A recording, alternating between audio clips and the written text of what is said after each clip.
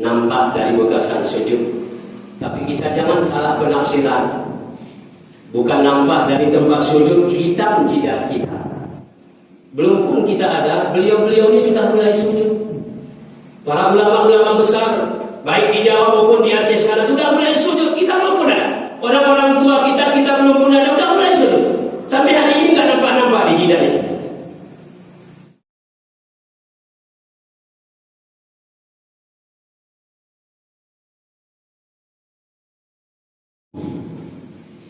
Ma'asyiral muslimin yang dimuliakan Allah Subhanahu wa taala.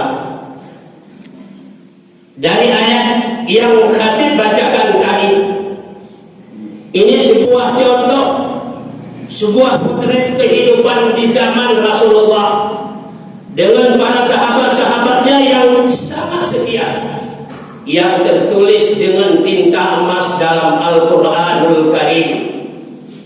Rasul dan para sahabat-sahabatnya syidda'u 'alal kufar, sangat keras terhadap orang-orang kafir. Dan mereka itu saling sayang menyayangi. Dan mereka itu adalah golongan orang-orang yang ruku dan sujud. Nampak dari hasil sujud dan ruku mereka itu berbekas di tempat sujud mereka itu. Ma'asyiral muslimin yang dimuliakan Allah. Dari ayat ini akan kita petik 4 hikmah dari ayat tersebut. Yang pertama, Rasulullah dengan para pengikutnya sangat keras terhadap orang-orang kafir. Bukan dimusuhi, bukan dibunuh satu persatu. Keras di sini tidak ada tawar-menawar, yaitu tentang kebenaran. Yang benar tetap benar, yang salah tetap salah, walaupun di depan matanya orang kafir yang lengkap dengan senjata-senjatanya. Rasulullah dengan para sahabat tetap kuat, berani, tegas terhadap orang-orang kafir yang benar, walaupun nyawa taruhannya, walaupun harta taruhannya, demi menegakkan kebenaran, demi menyelamatkan iman, demi menyelamatkan Islam.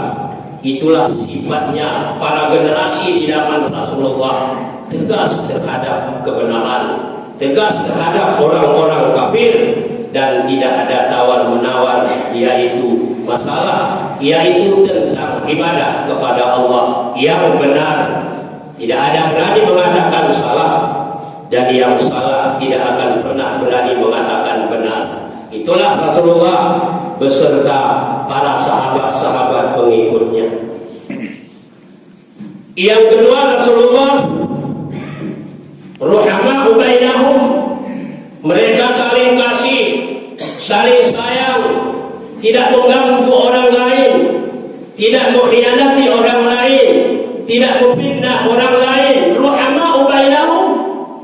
Karena dalam sebuah hadis Rasulullah menyatakan, al-muslimu man salimal muslimuna min lisani wa yadi. Yang dinamakan orang muslim, muslim yang orang lain, muslim yang lain selamat dari lidahnya dan selamat dari kedua tangannya. Lidah kita dapat menyelamatkan orang lain. Lidah kita tidak memfitnah, lidah kita tidak mendengki, lidah kita tidak mengadu domba, lidah kita tidak yang lain-lain yang selalu membicarakan kesalahan orang lain. Kita lupa dengan kesalahan diri sendiri, selalu menjelekkan orang lain. Kita lupa dengan kejelekan kita diri sendiri. Muslim yang dikatakan orang muslim, lidahnya tidak menyakiti orang lain, tangannya tidak mengganggu orang lain.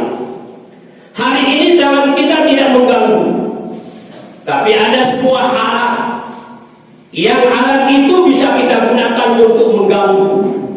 Kita tulis dan tidak ke dalam alat tersebut, kita masukkan ke dalam Facebook, kita tayangkan melalui WA, dan yang lain-lainnya.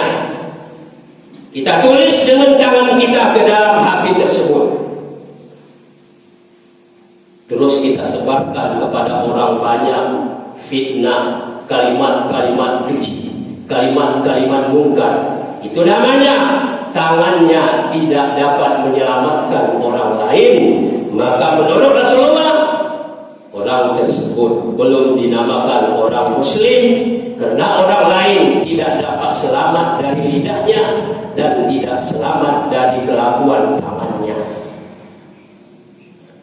Ma'asyiral muslimin yang dimuliakan oleh Allah, inilah generasi masa Rasulullah, ruhama bainahum, saling kasih, saling sayang. Karena Rasulullah mengatakan, kita ini bagaikan tubuh yang satu, kaki, tangan, mulut, lidah, dan yang lainnya.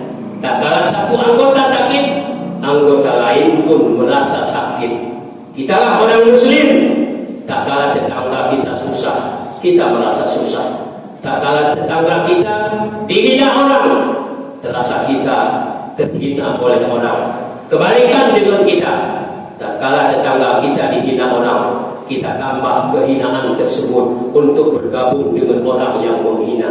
Intinya tadi kaum muslimin yang dimuliakan Allah, ditulis di Facebook, ditulis di WA kalimat yang tidak indah, disebarkan kepada orang banyak. Kita menambah kalimat bahwa setuju dengan kalimat yang ditulis dalam Facebook tersebut.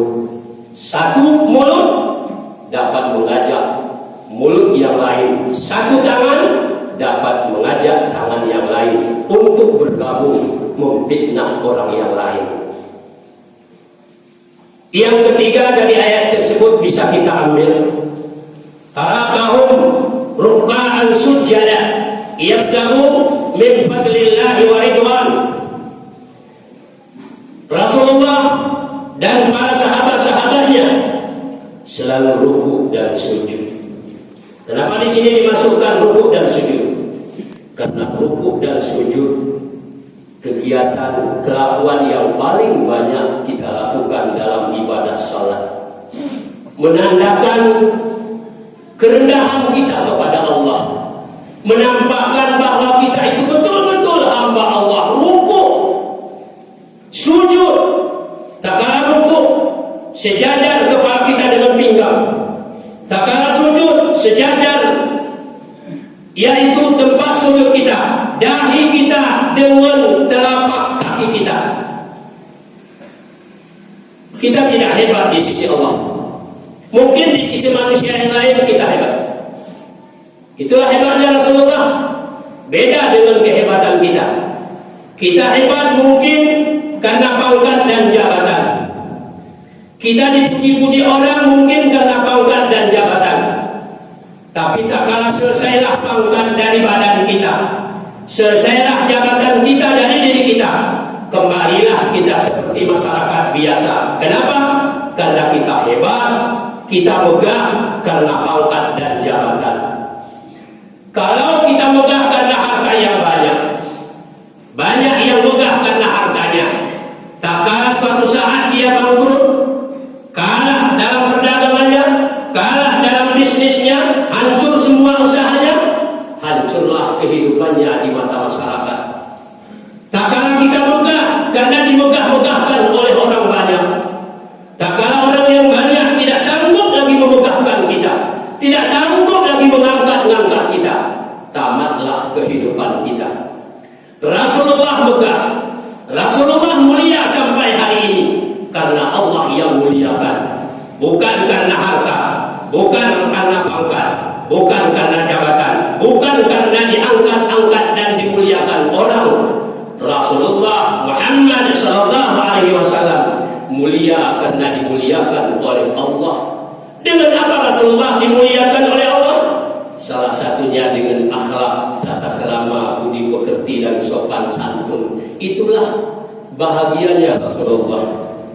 Kurang hartanya, tapi mantap akhlaknya, tata keramanya, sopan santunnya. Maka dalam sebuah hadis dikatakan, akmalul mu'minina imanan ahsunuhum khuluqan. Sebagus-bagus orang mukmin, sesempurna-sempurna orang mukmin, mukmin yang paling bagus akhlaknya, paling bagus tata keramanya, paling bagus sopan santunnya. Dalam sebuah hadis lain Rasulullah mengatakan, "Inna min ahibbikum ilayya wa akrabikum minni majlisan yaumal qiyamah ahsanuhum akhlaqan." Sesungguhnya orang yang sangat kucintai, orang yang sangat dekat nanti tempat duduknya dengan aku di yaumil qiyamah, orang-orang yang bagus akhlaknya dari mereka itu. Itulah orang-orang yang dekat tempat duduknya dengan Rasulullah sallallahu alaihi wasallam. Kaum muslimin, para tamu Allah yang dimuliakan oleh Allah, rukuk menandakan tanda kehambaan kita kepada Allah, tanda kecil kita di sisi Allah, kecil kita di depan Allah. Kita ini adalah seorang hamba yang terus bermulia merendahkan diri kepada Allah Subhanahu wa taala. Dalam sembahyang nampak kita semuanya, tidak ada yang lebih di sisi Allah. Yang lebih kita apa kata Allah? Inna akramakum indallahi atqakum. Yang paling mulia di antara kamu adalah orang yang bertakwa, bukan orang yang pejabat, bukan orang yang banyak harta, bukan orang yang bagus wajah, ganteng rupanya, tapi yang paling mulia di sisi Allah, orang yang paling bagus akhlaknya, tata keramanya, sopan santunnya, dan orang yang paling bertakwa di sisi Allah. Yang keempat dari ayat ini bisa kita ambil, akan nampak dari bekasan sujud, min asaris sujud, nampak dari bekasan sujud. Tapi kita jangan salah penafsiran, bukan nampak dari tempat sujud hitam jidah kita, bukan itu dalam ayat dijelaskan. Tidak hitam di tempat sujud itu. Satu yang saya takuti dari tanda tersebut, nanti saya takuti keluar satu kalimat dalam hati kita, aku cuma paling rajin sujud, sehingga bisa nampak dari yang lain-lainnya. Kalau kita lihat guru-guru kita di bawah sana, belum pun kita ada, beliau-beliau ini sudah mulai sujud. Para ulama-ulama besar, baik di Jawa maupun di Aceh sana, sudah mulai sujud. Kita belum pun ada. Orang-orang tua kita belum pun ada, udah mulai sujud. Sampai hari ini nggak nampak di hidayah. Kaum muslimin yang dimuliakan Allah, kita jangan salah penafsiran. Bekasan sujud itu ialah nampak dari sujud kita, nampak dari rukuk kita, kepribadian kita sehari-hari, akhlak kita sehari-hari, tata krama kita sehari-hari, sopan santun kita sehari-hari, pergaulan kita. Itulah dasar sujud. Dari hasil sujud kita nampak kepada manusia bahwa betul-betul kita orang yang rukuk, betul-betul kita orang yang sujud, yang menghambakan diri kepada Allah. Subhana rabbiyal a'la wa bihamdi, subhana rabbiyal azimi wa bihamdi. Maha suci Allah yang maha tinggi, maha suci Allah yang maha agung. Nampak dari kalimat itu, nampak dari gerakan itu dalam kehidupan kita sehari-hari, sehingga dapat menjadi keteladanan bagi masyarakat yang lain.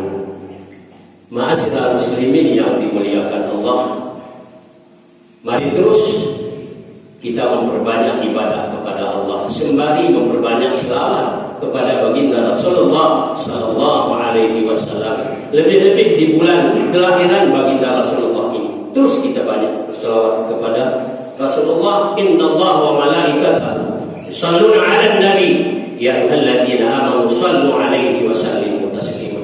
Mereka sendiri berselawat kepada Rasulullah, Allah berselawat kepada Rasulullah. Allah pun mengajak orang-orang yang beriman untuk berselawat kepada kekasihnya Rasulullah sallallahu alaihi wasallam. Macam bentuk selawat, selawat bil qulub, selawat al-fatih, selawat munjiat yang bentuknya menyebut nama Rasulullah sallallahu alaihi wasallam. Demikian yang dapat